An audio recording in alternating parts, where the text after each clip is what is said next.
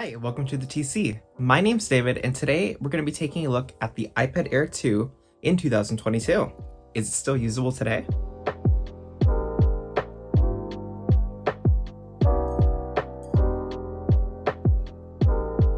If we take a look at the design of the iPad Air 2, it's pretty much the same as what you're going to be getting with the new base model iPads. The iPad Air 2 was introduced right after the iPad Air, which happened to be released in 2013.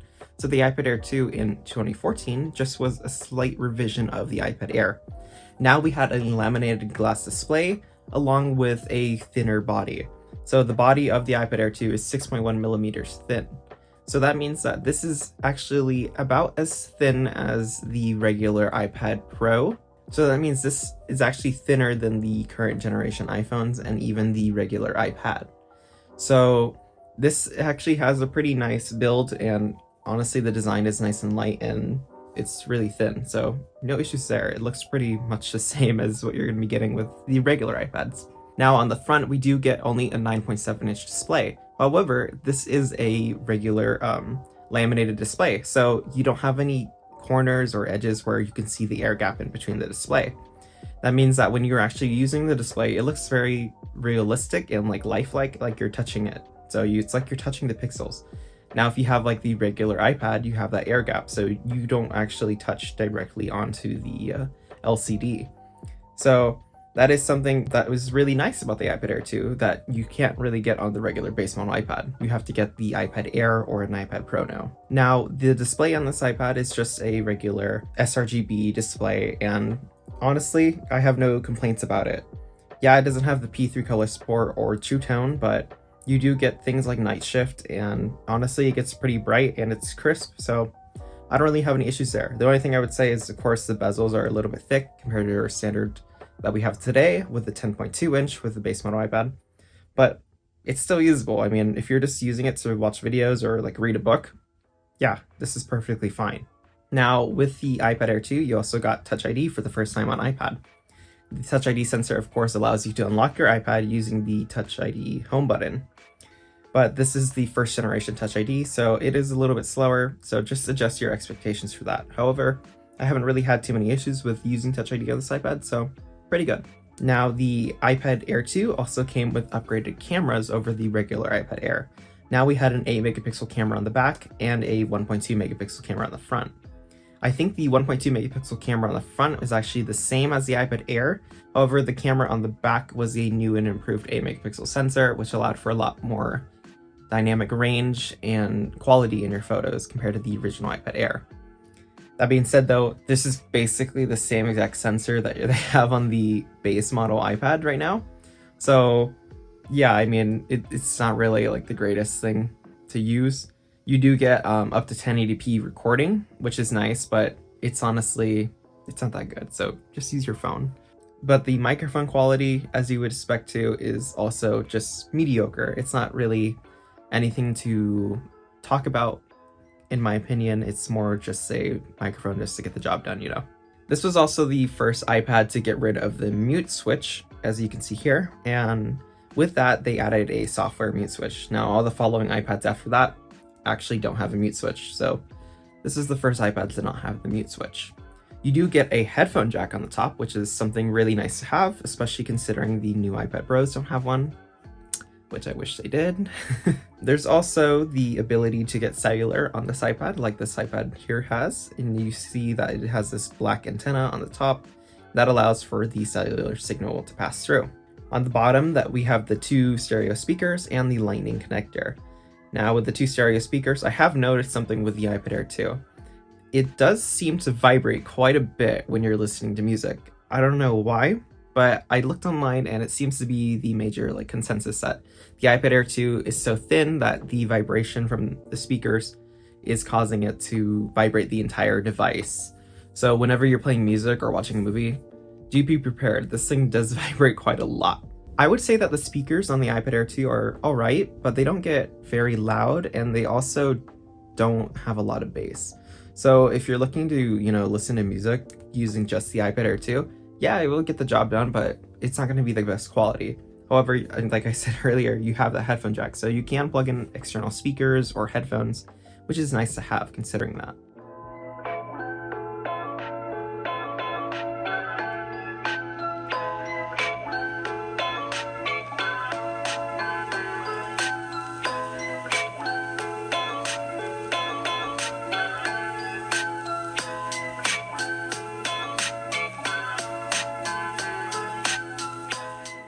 Now, the performance of the iPad Air 2 is something that I think is a little bit of a weird spot right now.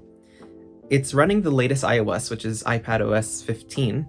However, it is using a chip from 2014, and the A8X that this has is basically the A8 processor from an iPhone 6, which got stuck on iOS 12. So if you think about it, the iPad Air 2 is running on hardware that should have been not supported about 3 years ago. However, the A8X on the iPad Air 2 is an upgraded version of the A8. So you do get another core on the processor, and you also get a much better GPU. And it also comes with 2 gigabytes of RAM. Now, I think that the 2 gigabytes of RAM is actually what helped this get to iOS 15, as I think that having only 1 gig would really be pushing the hardware to run a newer iOS. However, on iPadOS 15, this seems to be running okay. Yeah, I mean, you're gonna have the occasional glitch, and not everything's gonna work as you might want it to. However, the iPad Air 2 is still able to run a new OS, which is pretty amazing if you think about it. You get the app support for the latest apps, and honestly, it's okay. I mean, I haven't really had too much issues. I would say that, like, you can tell that the frame rate isn't quite up to 60 FPS, but I mean, it's pretty good. I mean, if you're, like I said earlier, if you're just using this to watch movies or read books and stuff like that, honestly, this is perfectly fine. Now, I wouldn't use this to like edit a 4K video, even though surprisingly it can, but the iPad Air 2 is just an iPad. I mean, you just do iPad things with it. If you want a bigger screen than your phone, yeah, I mean, this has got you covered. And if you're curious, I actually ran a Geekbench for iOS 14 versus iOS 15, and the iPad Air 2 scored pretty much the same on both of them. It did actually have an issue on both iOSs where the test wasn't able to do one of the computational performance tests, so it actually failed one of the tests, which is not a really good sign. However, I would say that that's just because of its old age. So obviously, if you're playing games with this, yeah, it's not going to be the greatest experience. However, if you're just doing like light tasks, social media browsing, you know, browsing websites, reading books, stuff like that, this is fine. I mean, you're not going to really have any issues with that. I think the iPad Air 2 is really just a testament of Apple's commitment to actually providing support for their older devices. If you think about it, this is from 2014, and it's probably one of the oldest supported devices ever. If you really like look back and think at all of the different tablets that came out in 2014, I don't think there's any other tablet that's actually still supported today, at least officially supported.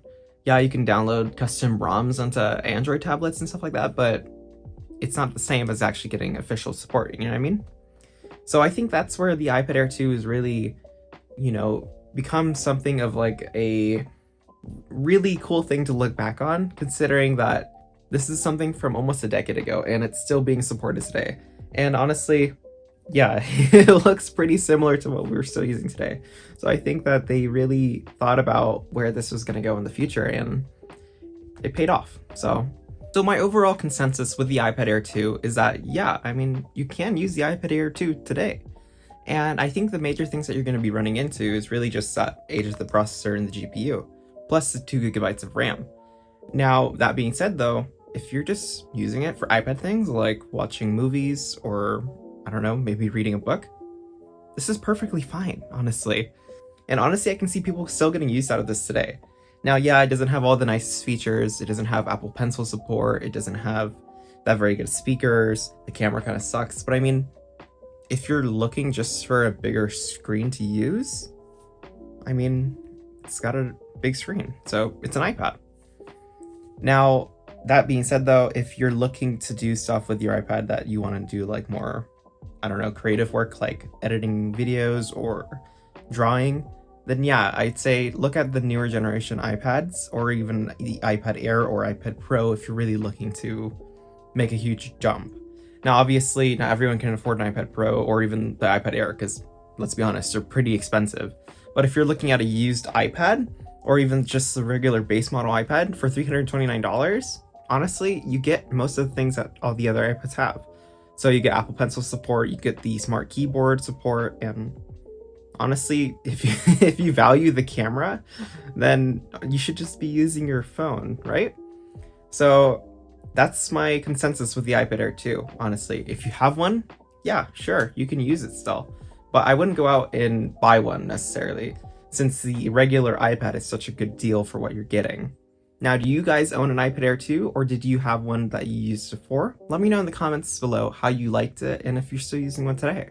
And if you liked the video, consider liking it and subscribing down below for more videos just like this. Thanks for watching, and I'll see you guys in the next one.